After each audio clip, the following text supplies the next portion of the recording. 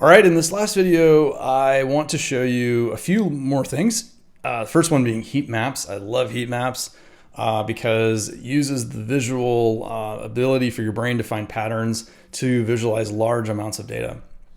So let's look back at our temperature data set from our zone air temperature sensor from our fan coil units. We can use the .t function, which is transpose. Flip the column with the axis here, axis and column, we flip back.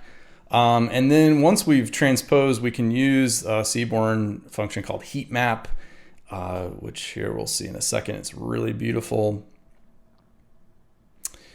So when you first see one of these heat maps, it's maybe a bit disorienting, but when you understand what they mean, it becomes pretty useful. So what we're seeing here is on the y-axis, you have the different points. These are the different sensors. It's a zone temperature sensors.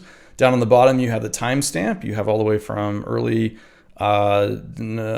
September to the, let's see, mid-January the following year.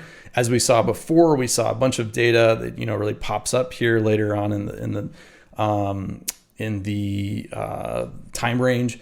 And here in a heat map, you can see they're not like jumbled on top of each other. We're using color to actually show magnitude in a way. We have almost like a three-dimensional chart. We have the points here on the y-axis, we have the time series on the x-axis, and then the color is representing the magnitude. And as a human, you can really see very quickly, unless you're colorblind, these colors maybe don't make sense, but even if you are, I think this is a colorblind friendly one. You can see that you have well, first off, you see these blocks. You see really like that the time series data starts and stops. You see there's lots of points here that are, starting and stopping at the same times. You can see some patterns where there's in this chunk of data, you can see a darker line. That's one of the meters actually being much warmer, a bit warmer than the others. Here you can see behavior that's happening. It looks like in December, where your zone air temperature is going into the yellow regions, which are, 30, looks like 35 to 50, hopefully not below 32 degrees Fahrenheit, because that's freezing. That wouldn't be cool, right? But anyway, you can really see the behavior kind of clustered in a certain way. Timestamps are great for that, and I use them all the time when I'm looking at large amounts of data. It's almost like a mind map or heat map of large amounts of data. And we can change the plots so that you can look at different color palettes. It looks like. Oh, sorry. It's not different color palettes. It is we're plotting the daily data, not the hourly data. So here you can see that it's a little more smoothed out. There's not as much like fine behavior that you're seeing. You're seeing kind of macro level behavior in an easier way. So heat maps are great. I use them all the time. I like to look at large amounts of data using heat maps. So it's pretty cool. If you've seen some of my previous papers, you might have seen heat maps because I love them. So last thing I want to talk about is summary statistics. So time series data is sometimes you just want to know the stats in a sense. So you just if you use the .describe function, you could quickly see in the time series each of the columns, the mean, standard deviation, minimum, the quantiles, the max, the count. So you're really getting the essential time series statistical descriptors that a lot of people like to use. Sometimes you use these for feature extraction just to get a sense of the data. And there are other types of, this is just one, these are the main ones. .describe gives you the main ones: count, standard, mean, minimum, maximum, all the different good ones. So .head here, we look at, the data as it is. We're going to look at a new function called melt. So here you can see that you have the timestamp, you have the different columns of each of the meters. We can use a function called .melt. What it does is it basically takes all of our columns and converts them down into rows. You end up with kind of a wide data frame to a really, really tall, skinny data frame.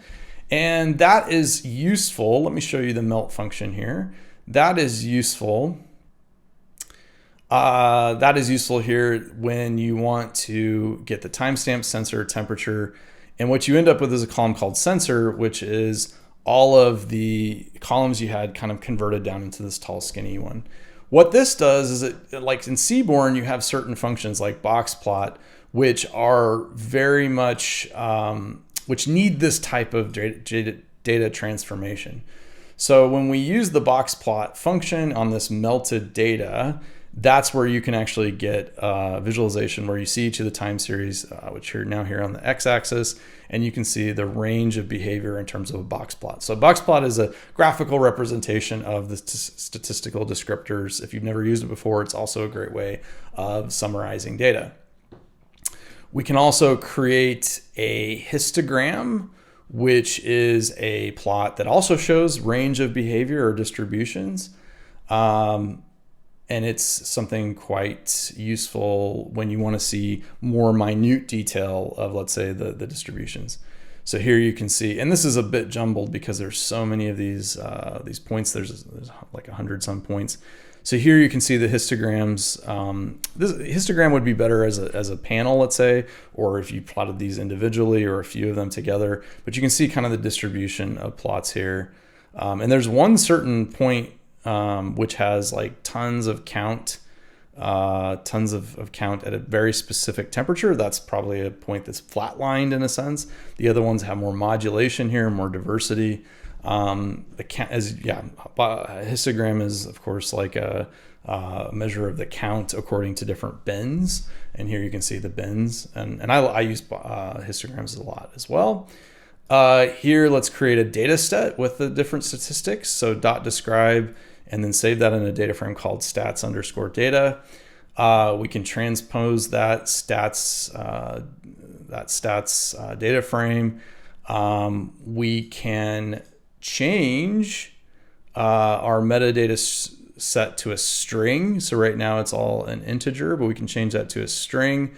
Why do we want to do that? Well, basically this ID point we want to change to a string so we can use it in a function. We can merge this with our metadata data set in order to get a metadata set where we have all the metadata for each of the points as well as the statistical descriptors of that point, which is kind of interesting and possibly useful. And then finally, we can plot that. So we can use a bar plot to plot the statistical descriptors of each of the points. Here you can see, which buildings that these came from. The bar plot is the mean of the zone temperature across each of these points or these units across the different buildings.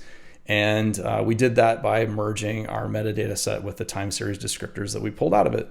So lots of cool things you can do here. I just gave an overview of the really key functions I think are really useful for time series data in the last 3 videos, but you're going to do a lot more exploration than what I showed you here, obviously, because you're going to look at the massive onboard data set and play around with it and look for patterns and look for all kinds of things, which in the next series of videos, we'll talk about actually using the data to answer some questions, perhaps.